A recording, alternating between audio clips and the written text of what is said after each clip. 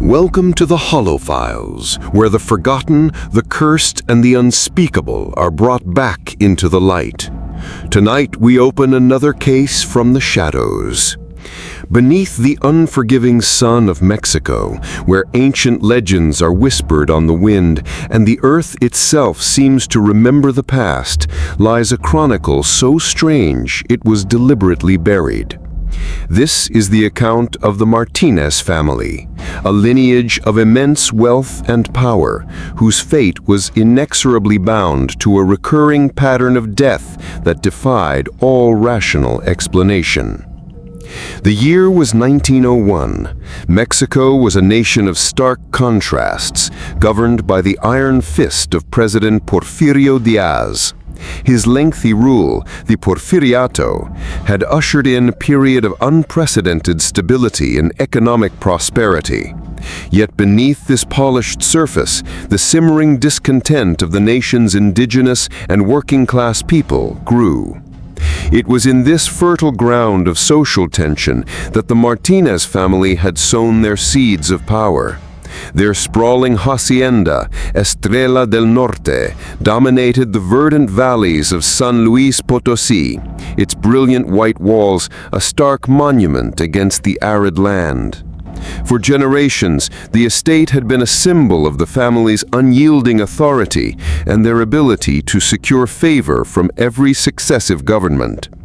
At the head of this formidable empire stood Don Alejandro Martinez, a man of 73 whose formidable frame had begun to yield to Azauz, his once black mustache now a cascade of silver. Yet his dark eyes held the same sharp, calculating fire that had guided him through a lifetime of shrewd decisions. "A Martinez bows to no man or spirit," he would often proclaim, punctuating the bold statement with a resounding slam of his silver-tipped cane against the hacienda's tiled floor. On a warm morning, June 21st, 1901, Don Alejandro was deep within his study, surrounded by the scent of old paper and leather. A half-empty cup of cold coffee sat forgotten on his desk as he meticulously reviewed ledgers from the family's lucrative silver mines in Zacatecas. Francisco, his eldest son, stood nearby, gazing out a window at the magnificent estate that would one day be his. At 49, Francisco possessed his father's keen business intellect, but lacked his warmth. He was a man of cold calculation, his reputation for ruthlessness earning him a mixture of fear and respect. "The profits continued to rise, Padre," Francisco remarked, adjusting the golden cufflinks on his crisp white shirt. "As they should," Don Alejandro replied without looking up. "I did not build this dynasty on mediocrity." "Of course not," Francisco murmured, "which is why I believe we should seriously consider Mateo's proposal for expanding our interests in Mexico City." Don Alejandro's stern expression softened at the mention of his grandson. Mateo, Francisco's only son, was a man of vision. At 27, he had an innate ability to navigate the complexities of a changing world, a talent his father and grandfather sometimes struggled to grasp. "Where is Mateo this morning?" Don Alejandro asked, his papers temporarily forgotten. "In the capital," Francisco explained. "He left by train yesterday for a meeting with potential investors. He should be back this evening." A flicker of pride crossed the old man's face. "And the boy? How is my great-grandson faring?" "Rafael remains here with his mother," Francisco replied, his tone tinged with a dismissive weariness. "Youth should be cherished, Francisco," Don Alejandro gently chided. "You were once a boy yourself, although I sometimes wonder if you remember." Before Francisco could respond, his attention was drawn to a figure on horseback approaching the hacienda, a rider bearing the governor's colors. Don Alejandro rose slowly, a frown creasing his brow. What could Governor Arredondo possibly want with us today? Their speculations were abruptly silenced by a cry of distress from the depths of the hacienda. Shouts of panic, the hurried shuffle of servants' feet, and then a woman's heart-wrenching wail. "Madre de Dios," Francisco muttered, already moving toward the door. "What is it, Elena?" he demanded, rushing to her side. "It's Mateo," she choked out, her voice breaking. "In Mexico City, an accident in the Alameda. A carriage overturned. He is gone, Francisco." Francisco snatched the telegram from her hands. As his eyes scanned the brief message, the color drained from his face. "No," he breathed, "this cannot be." Don Alejandro stood frozen, the horrific news washing over him like a torrent of icy water. Mateo, his brilliant grandson, the very future of the Martínez Dynasty, gone in a heartbeat. The old man staggered, reaching out to brace himself against the cold stone of the wall. Just then, a voice called from the entrance hall. The governor's messenger, now admitted, stood awkwardly in the midst of the family's grief.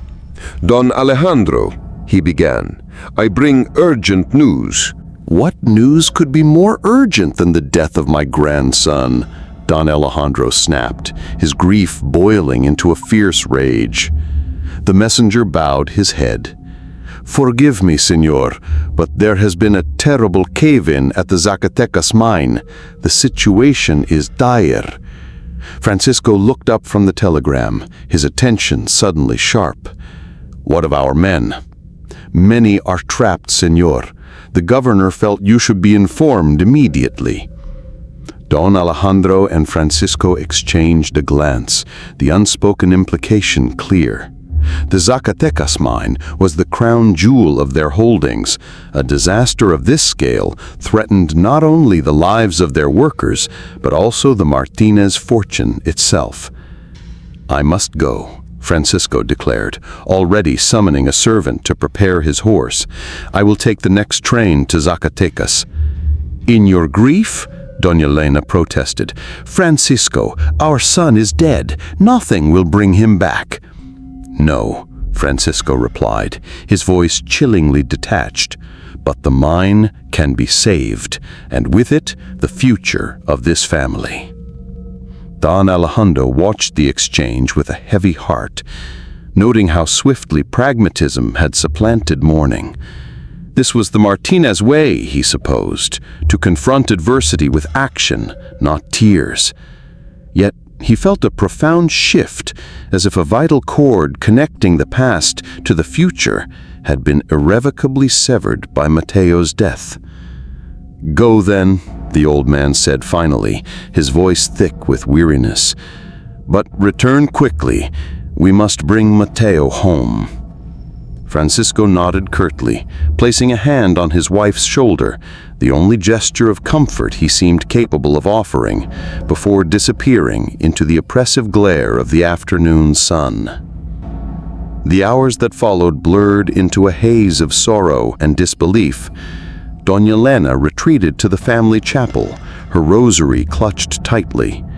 Servants moved through the halls with hushed reverence. Don Alejandro, however, could find no peace.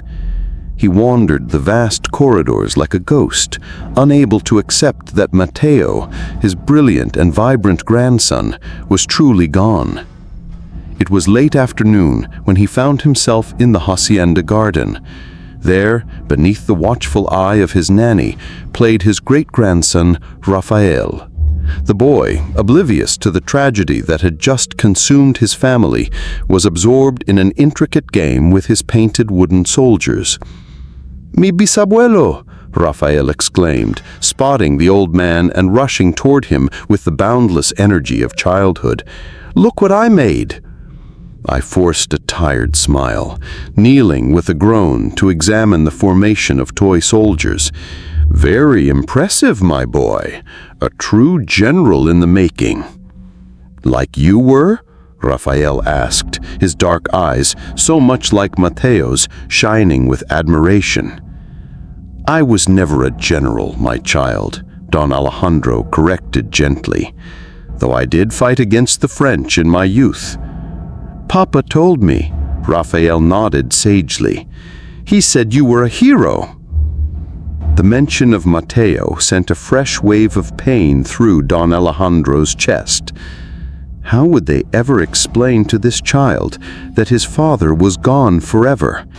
That at just 4 years old, he had become the sole heir to the Martinez legacy?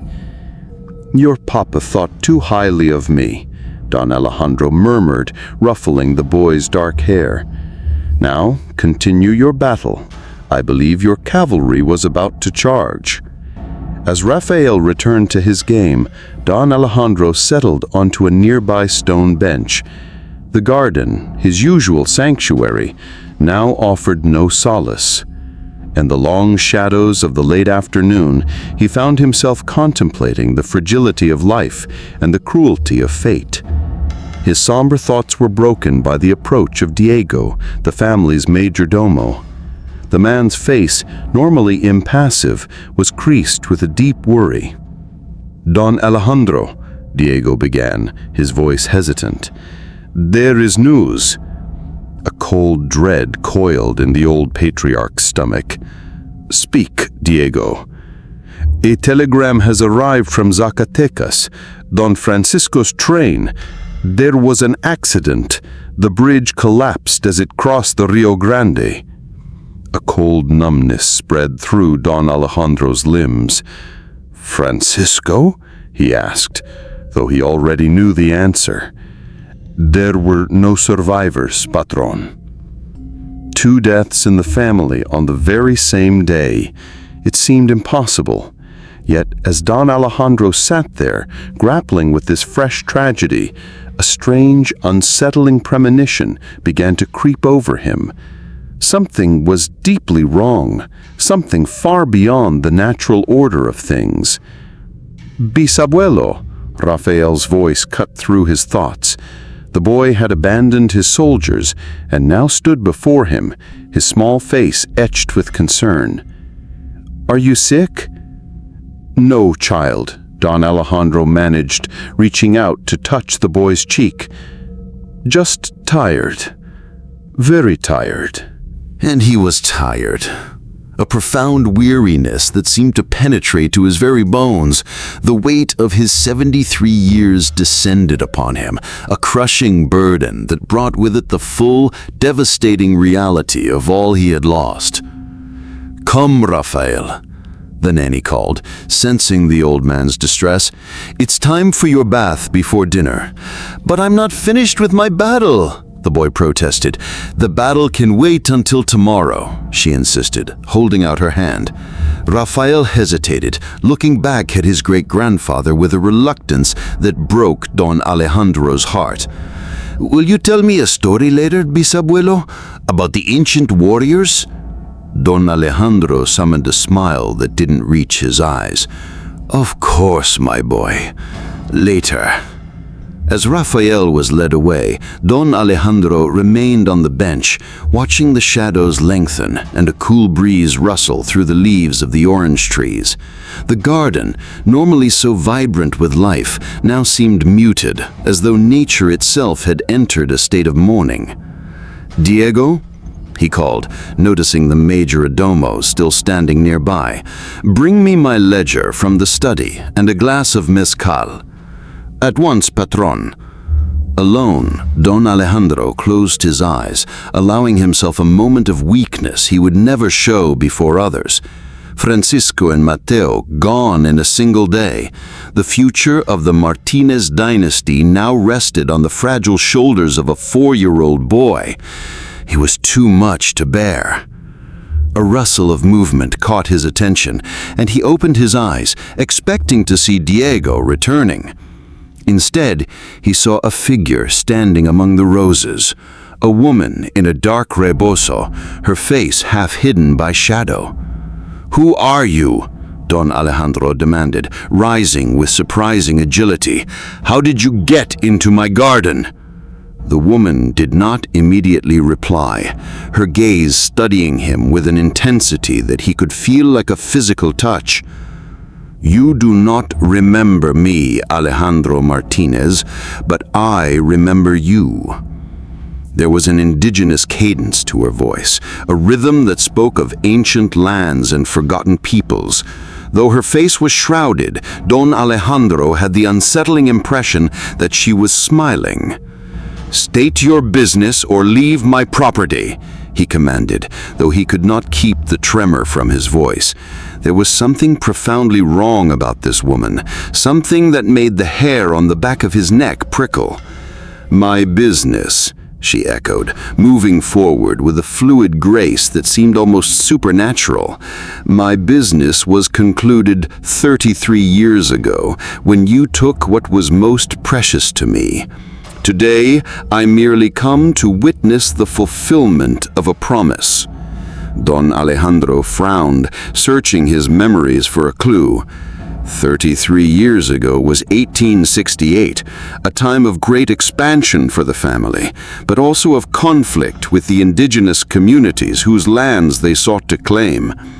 "Whatever grievance you believe you have against me," he began, but she cut him off with a sharp gesture. "No mere grievance, Alejandro Martinez, a blood debt, one that has been paid today with the lives of your son and grandson." Don Alejandro felt as if he had been struck. What are you saying?" 4 generations of Martinez men, the father, the son, the grandson, and the great-grandson, all to die on the same day every 33 years until the bloodline is no more. That was my promise. "You're mad," Don Alejandro whispered, even as a chill of recognition ran through him. "You cannot possibly believe you had anything to do with the accidents that took my son and grandson." "Accidents." The woman's laughter was a dry, brittle sound, like rustling leaves. "Is that what you believe? That the carriage that killed Mateo Martinez simply happened to lose a wheel at that precise moment? That the bridge beneath Francisco Martinez's train chose today of all days to give way?" Don Alejandro staggered backward, his hand reaching for the bench to steady himself. "What have you done?" "I have done nothing but wait, Alejandro Martinez. Wait and watch as the curse I placed upon your bloodline 33 years ago begins to unfold. 2 generations have fallen today. 2 remain." The implication struck him like a physical blow. "No," he gasped. "Rafael is just a child and innocent." "Were my children not innocent? The children you buried beneath the foundations of your mine in Zacatecas? The children whose blood sanctified your fortune?" Memories stirred in Don Alejandro's mind. A distant recollection of a dispute with a local tribe, a sacred burial ground that had stood in the way of the mine's expansion. There had been resistance, then soldiers, then what? He had left the details to his overseers, choosing not to inquire too deeply into how the obstacle had been removed. "That was not my doing," he protested weakly. "You gave the order," the woman replied implacably. "You, who prided yourself on controlling every aspect of your empire. You cannot claim ignorance now." A pressure began to build in Don Alejandro's chest, a constriction that made breathing increasingly difficult. The world around him seemed to grow dim, the vibrant colors of the garden fading to a uniform gray. What is happening to me?" he gasped, clutching at his chest. The woman moved closer, close enough now that he could see her face clearly for the first time. It was lined with age, but her eyes were unnaturally bright, burning with an inner fire that seemed to pierce his very soul. "The 3rd generation falls," she said simply, as was foretold. Don Alejandro tried to call out for help, but his voice failed him. He collapsed onto the bench, his heart seizing in his chest, a searing pain radiating down his left arm. Through the haze of agony, he saw the woman standing over him, her expression not triumphant, but solemn, almost regretful. "Your great-grandson will follow before the sun sets," she told him. And then, in 33 years, It will begin again with his descendants. 4 generations, every 33 years, until the debt is paid in full. "No!"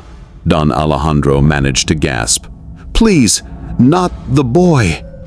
But the woman was already turning away, moving back toward the roses as silently as she had appeared. The time for mercy passed long ago, Alejandro Martinez. Not even God can help your family now.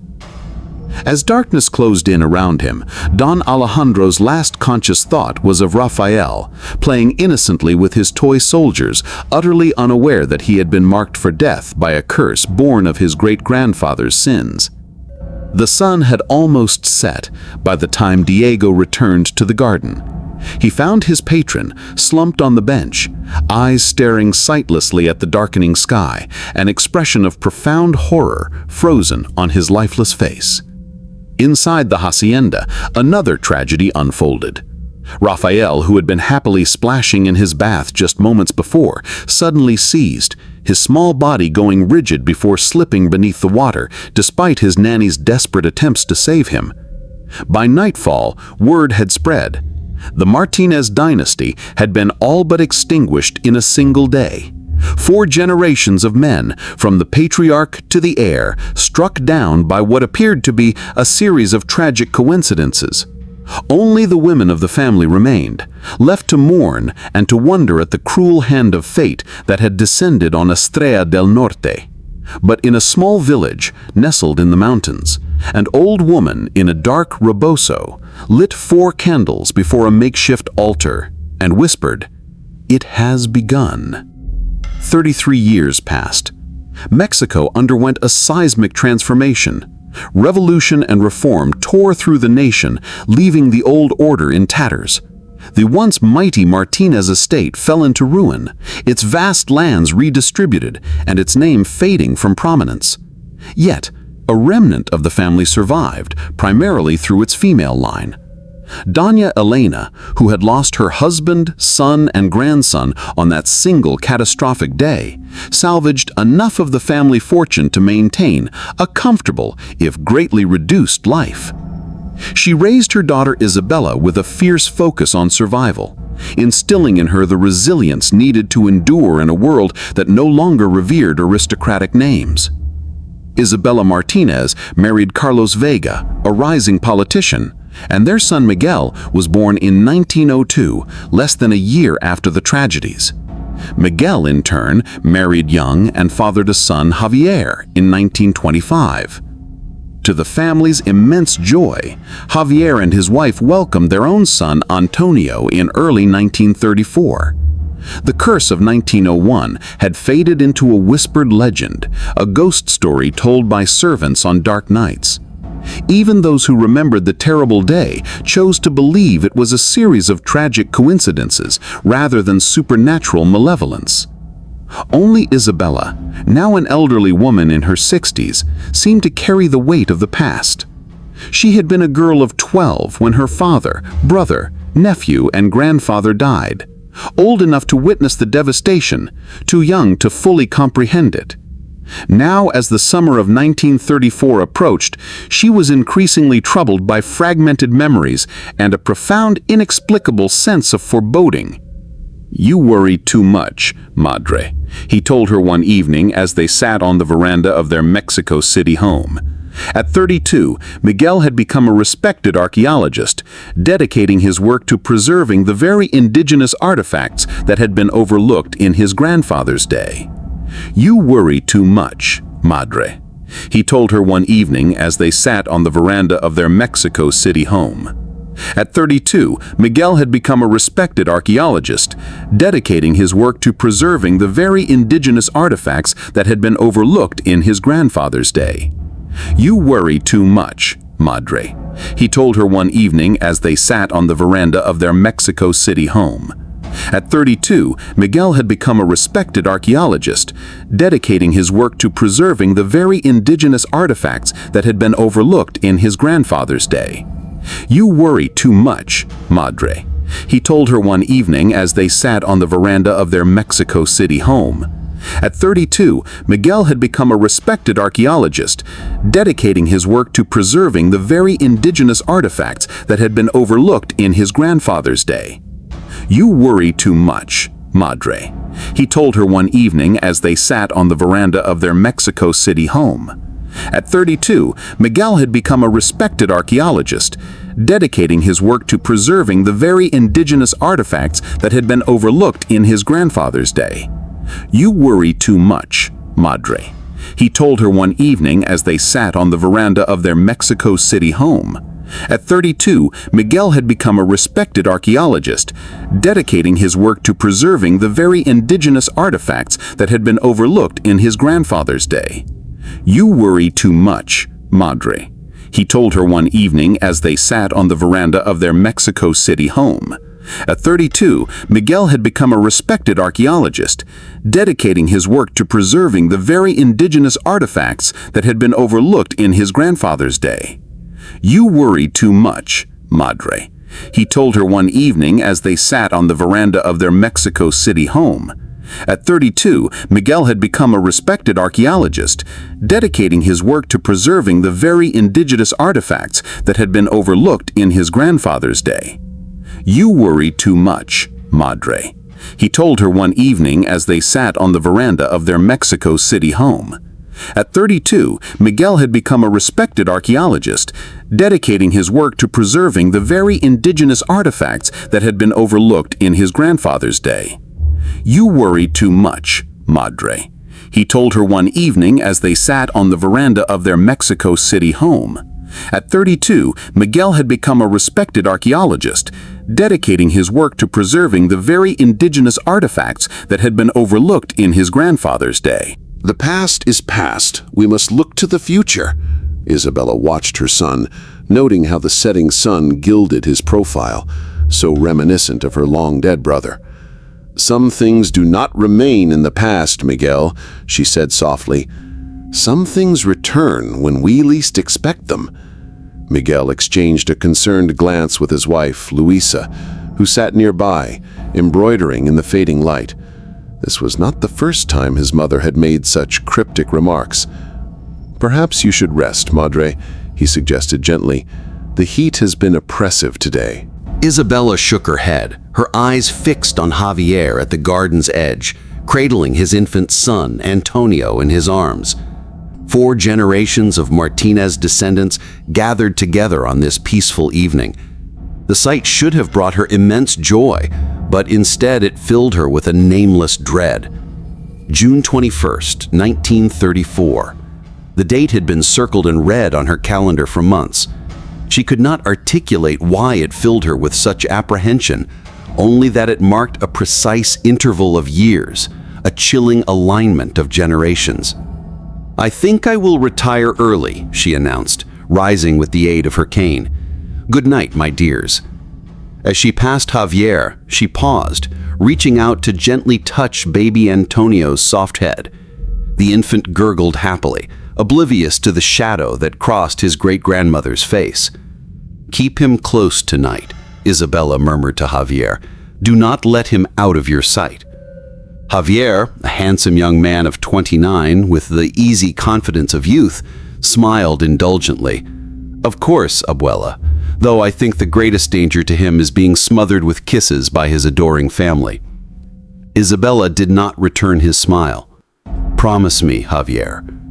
Something in her tone gave him pause. "I promise, Abuela," he said, his expression sobering. "Is something wrong?" "Just an old woman's foolishness," Isabella replied, patting his arm before continuing her slow, deliberate progress into the house. "Pay them no mind." But as she settled into her room for the night, Isabella found herself unable to dismiss the sense of impending doom that had haunted her for weeks. She lit a candle before the small altar in her room and knelt, her aging joints protesting as she lowered herself to the cushion. "Holy Mother," she whispered, clutching her rosary tightly, "protect my family this night. Shield them from harm." The candle flame flickered, casting elongated shadows across the room. For a fleeting moment, Isabella thought she saw a reflection in the mirror above her dressing table. A woman in a dark rebozo, her eyes burning like embers. But when she turned to look, there was nothing but shadows. Sleep was impossible. She lay awake listening to the sounds of the household settling, murmuring voices, closing doors, the distant cry of baby Antonio being soothed back to sleep. Eventually, the house fell silent, but Isabella's anxiety only intensified. She rose and moved to the window, gazing out at the moonlit garden below. A movement caught her eye, a figure walking among the flowering bushes, head bowed as if in contemplation. Even from a distance, Isabella recognized her son Miguel's distinctive gait. Why was he in the garden at this hour? She watched as he paused by the small fountain, seemingly lost in thought. Then, to her surprise, he was joined by another figure, a woman who emerged from the shadows of the trees. Not Luisa, Isabella noted with a jolt of confusion. This woman was smaller, wrapped in a dark shawl despite the warmth of the night. Isabella strained to see more clearly, pressing her face against the glass. The woman appeared to be speaking to Miguel, who listened with an intensity visible even from a distance. Then, to Isabella's horror, Miguel suddenly clutched at his throat, staggering backward. "No!" Isabella cried out, a helpless sound muffled by the closed window. She watched in paralyzing terror as her son collapsed beside the fountain, his body convulsing briefly before falling completely still. Her heart pounding, Isabella turned from the window and rushed to the door as quickly as her aged legs could carry her. She had to raise the alarm, had to get help for Miguel.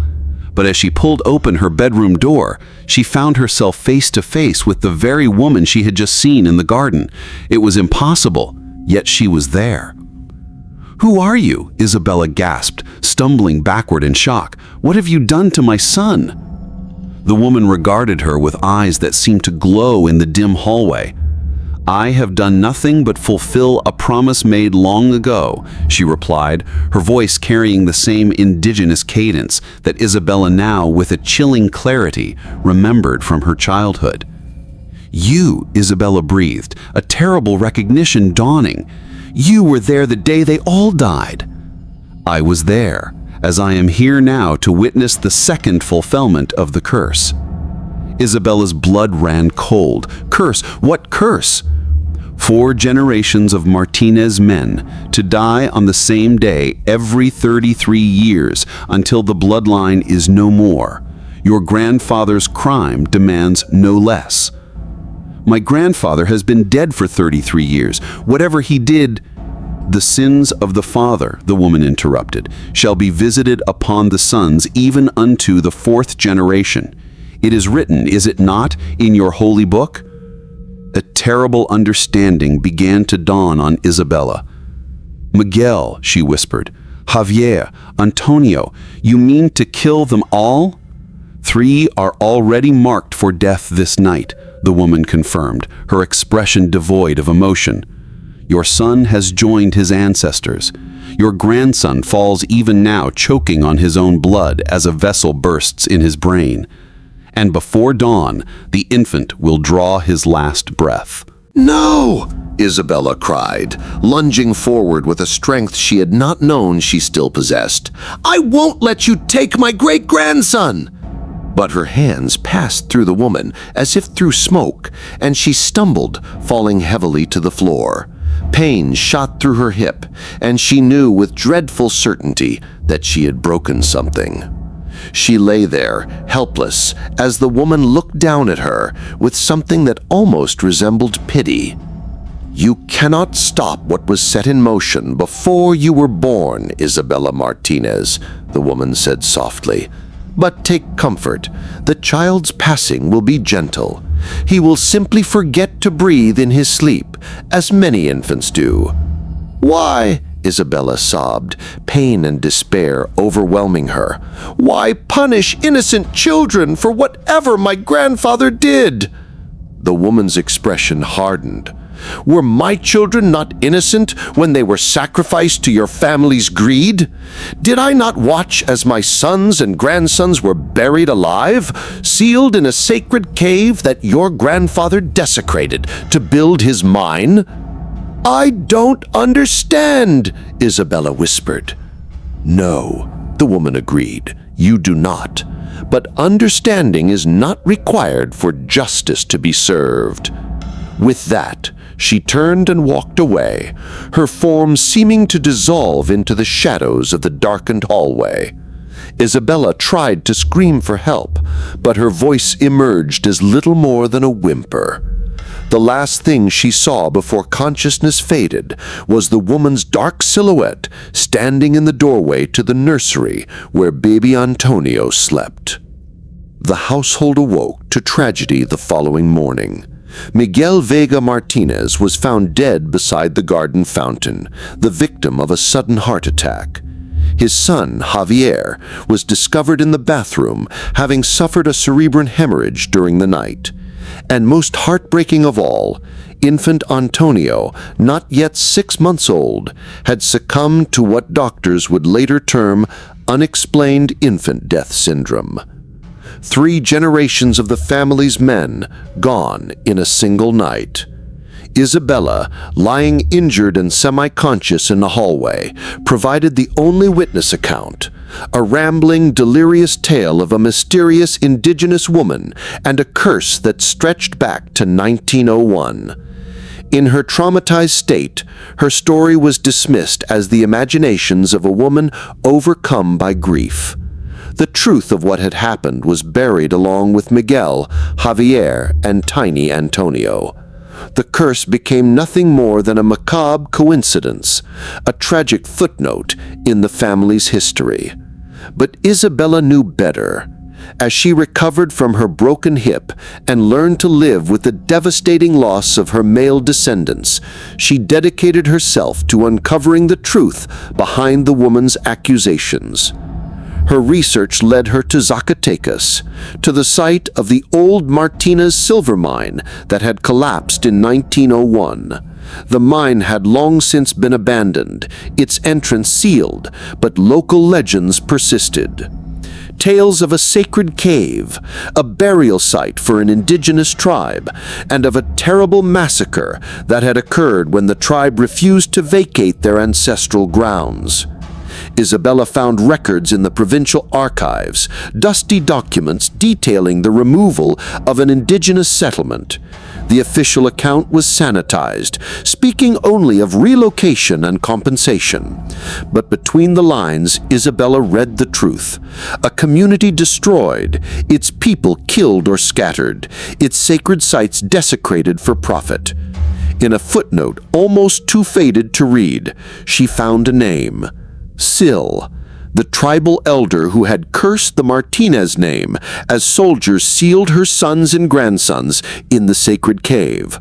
It was Sil who had promised that 4 generations of Martinez men would die on the same day every 33 years until justice was served. Isabella died in 1945, her research incomplete, her warnings unheeded. The curse she had discovered died with her, or so it seemed. The Martinez line continued through the women of the family who married and took their husbands' names. By 1967, few people remembered the tragedies of 1901 and 1934. Mexico had continued its path of modernization. In Mexico City, Elena Vega, the daughter of Miguel and granddaughter of Isabella, had built a successful life as a university professor specializing in pre-Columbian history. Her work was partly inspired by the fragmentary research her grandmother had left behind, research Elena had discovered as a young woman and had initially dismissed as the product of grief. But as the years passed, Elena found herself increasingly drawn to the mystery. The coincidence of so many deaths on the same day, separated by exactly 33 years, was too precise to be random. And her grandmother's account of the mysterious woman, while fantastical, resonated with actual indigenous beliefs. By the spring of 1967, Elena had compiled a comprehensive dossier on the curse, drawing connections between historical events and her family's tragedies. She had even located descendants of the indigenous tribe that had once inhabited the land near the Zacatecas mine, though they were reluctant to speak with her once they learned her connection to the Martinez name. "You're becoming obsessed, Mama," her son Daniel told her one evening as he found her poring over old photographs and documents. At 35, Daniel had followed his mother into academia, though his field was modern economics. "These are just tragic coincidences, nothing more."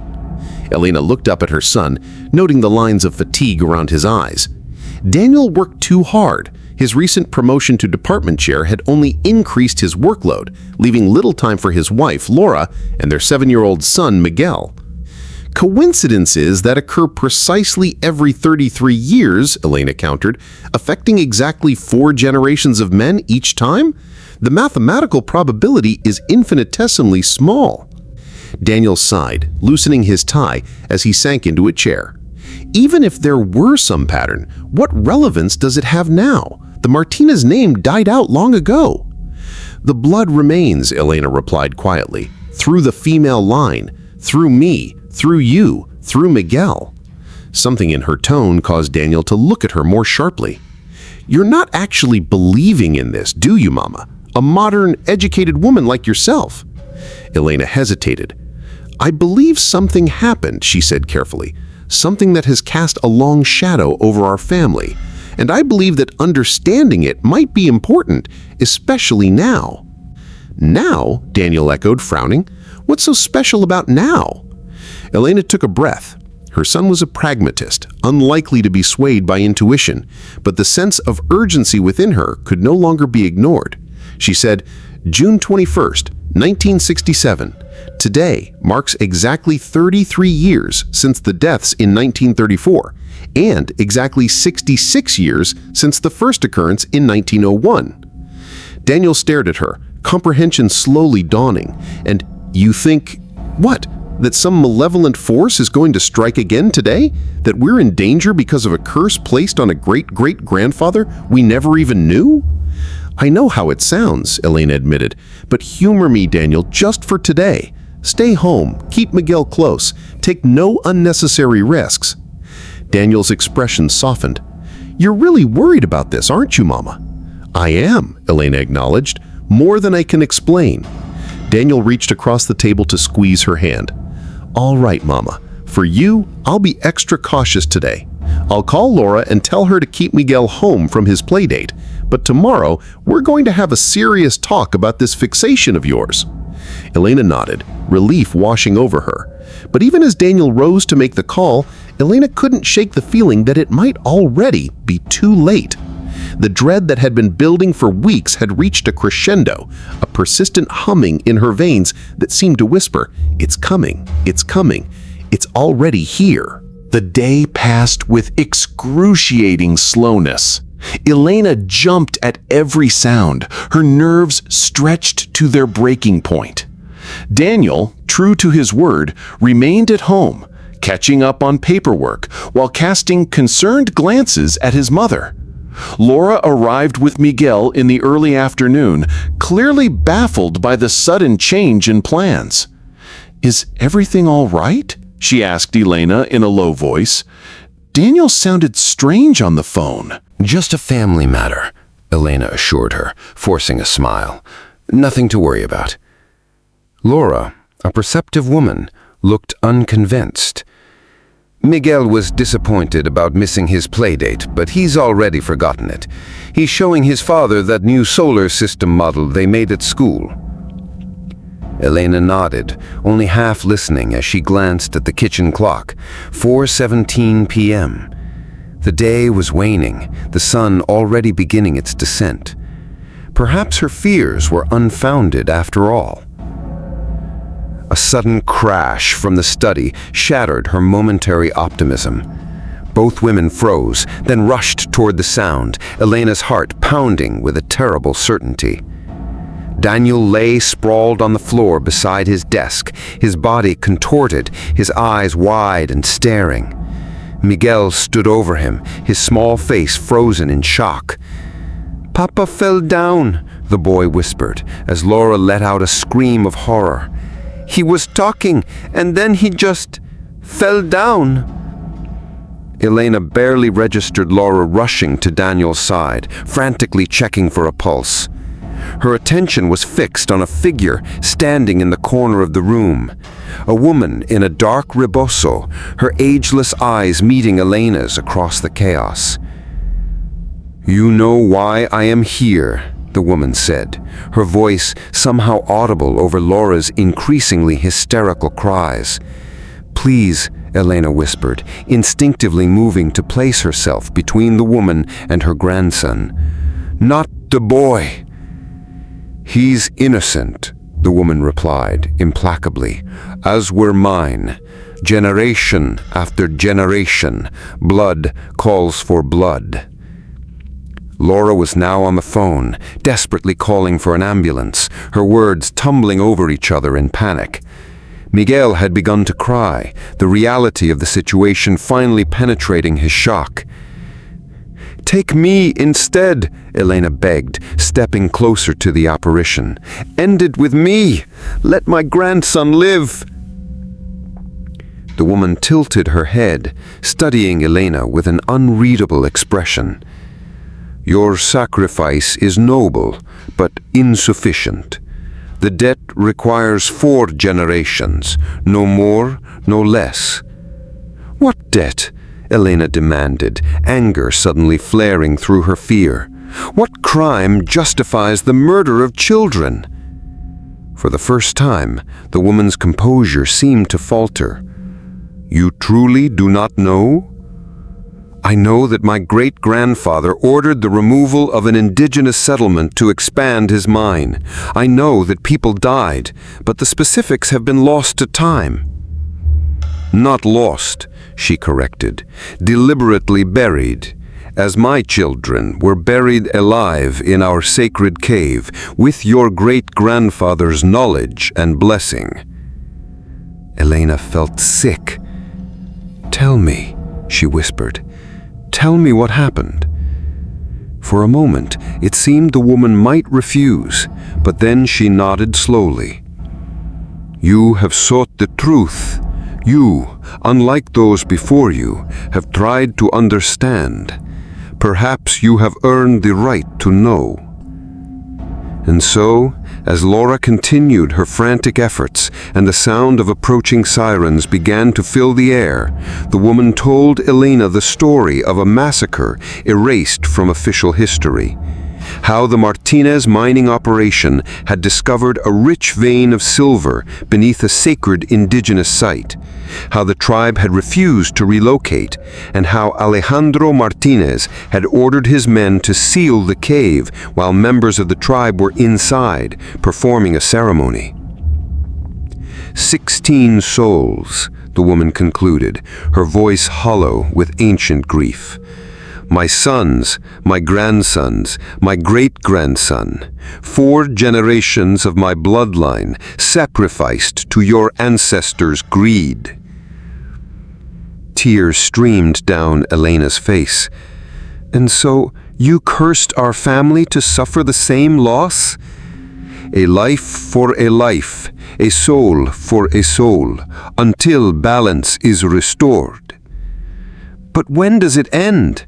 How many more innocents must die?" The woman's eyes flashed. "Ask instead how many of my people died before and after that day, as your ancestors' minds poisoned our water, stole our lands, destroyed our way of life. The 16 souls in the cave were but a fraction of the cost of the Martínez fortune." Elena had no answer to that. The crimes of the past could not be undone, but surely there had to be some way to break this cycle of retribution. "There must be another way," she pleaded, "some atonement that doesn't require more death."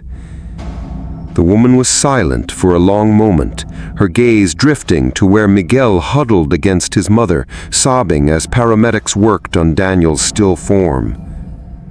"Perhaps," she said at last, For one who truly seeks to understand, there might be a different path, but it would require a sacrifice of another kind. Anything, Elena said immediately. Name it. The woman's eyes returned to Elena, measuring her sincerity. Return what was stolen. Find the sacred objects that were taken from our cave before it was sealed. Restore them to their rightful place. Acknowledge publicly the crime that was committed. Make reparation to the descendants of my people who still suffer the consequences of your ancestors' actions. Hope flared in Elena's chest. And if I do these things, if I make these amends, then perhaps the boy might be spared? Perhaps, the woman allowed. But you must act quickly. The sun sets on his fate, as it has for all the men of your line. Elena glanced at the window, where the late afternoon sun was already casting long shadows. Tell me where to find these objects, she said urgently. Tell me what I must do. The woman extended her hand. Take my hand, and I will show you. Elena hesitated only briefly before reaching out. The moment their fingers touched, a flood of images rushed through her mind. The location of a small museum in Zacatecas, where several pre-Columbian artifacts had been donated by the Martinez family decades ago. The ruins of the old mine, where other objects remained hidden in a collapsed shaft. The descendants of the tribe now living in poverty on the outskirts of a small town near Mexico City. You have until sunset, the woman told her, withdrawing her hand. Make your choice. Elena looked at her grandson, at her daughter-in-law, at the paramedics placing her son's body on a stretcher. The choice was no choice at all. I'll do it, she promised. All of it. Just spare Miguel. The woman inclined her head slightly. We shall see if your actions match your words, Elena Vega Martinez. Until sunset. And then she was gone, leaving Elena standing in the middle of the chaos. What followed was a desperate race against time. Elena drove frantically to the university, where she leveraged her academic reputation to secure the release of 3 ancient artifacts from the museum's collection in Zacatecas. A chartered plane took her to the ruins of the old mine, where, guided by an intuition that felt like possession, she uncovered a hidden cache of ceremonial objects that had been walled up for over 60 years. As the sun began to set, Elena drove to a small community on the outskirts of Mexico City. She found the tribal elders gathered as if expecting her, in a modest house at the edge of the settlement. She placed the box of artifacts before them. I have come to return what was stolen, and to acknowledge the crime committed by my ancestor, Alejandro Martinez, against your people. The elders regarded her solemnly. One, an ancient man whose eyes held the wisdom of many decades, finally spoke. You have taken the first step toward healing an old wound, but true atonement requires more than the return of objects. Tell me what more I can do, Elena said, the setting sun visible through the window behind them. Please, there isn't much time. The elder nodded. The curse that follows your family was born of blood and sealed with sacrifice. It can only be broken through an offering of equal measure. Elena felt a chill run through her. What kind of offering? Not death, the elder assured her, but dedication, commitment. The remainder of your life devoted to restoring what was lost. Not just the objects, but the knowledge, the traditions, the dignity of our people. Elena hesitated only briefly. And if I make this commitment, my grandson will be spared? The cycle will be broken? The elder confirmed. The debt will transfer from blood to service. Outside, the last rays of sunlight touched the horizon. Elena thought of Miguel, of the life that stretched before him. "I accept," she said firmly. "I dedicate the rest of my life to your people's cause." As the words left her lips, the last ray of sunlight caught one of the carved figures, creating the momentary illusion that it had moved, its head turning to look at her. The elder's eyes widened slightly. "It is done," he said softly. "The ancestors have accepted your offering. The curse is lifted." Elena closed her eyes, relief washing over her. When she opened them again, she saw the woman from her home standing in the doorway, her dark rebozo framed by the twilight beyond. "You have chosen wisely, Elena Vega Martinez. Your grandson lives, the cycle is broken." "Thank you," Elena whispered, tears welling up in her eyes. The woman shook her head. "Do not thank me. I am but the vessel of a justice long denied. It is you who found the courage to face the truth and bear its weight. Now go, your family needs you." Elena returned to Mexico City that night to find her home in mourning for Daniel. But Miguel was alive and well, if traumatized by the loss of his father. True to her word, Elena spent the remaining years of her life dedicated to the cause she had embraced. She established a foundation to support indigenous communities, funded scholarships, and used her academic position to bring attention to the suppressed histories of Mexico's original peoples. The wealth that remained from the Martinez fortune, tainted by its origins, was gradually redirected toward restitution and reconciliation. Miguel grew to adulthood without the shadow of the curse, though he sometimes spoke of strange dreams, dreams of a woman in a dark rebozo who watched over him from a distance. Elena would listen with a carefully neutral expression, never confirming the reality behind his subconscious impressions. By 2000, when the curse would have claimed its third set of 4 generations, the Martinez name was all but forgotten, subsumed by other family names. Elena had passed away in 1995, taking with her the full story of the curse and its resolution. Miguel had children of his own, and they in turn had children, the bloodline continuing unbroken, unmarked by the pattern of tragedy that had claimed their ancestors.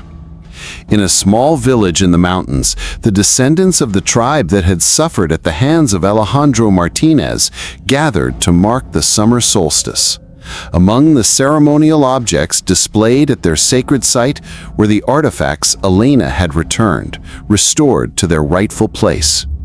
As the sun reached its zenith, an elderly woman in a dark rebozo placed 4 candles among the offerings. "The debt is paid," she murmured, watching the flames dance. "The balance is restored." High above, a lone eagle circled in the clear blue sky, its cry echoing across the valley where the Martínez Dynasty had once ruled and fallen, a lament for what had been lost and a benediction for what had been redeemed. And so, the file is closed.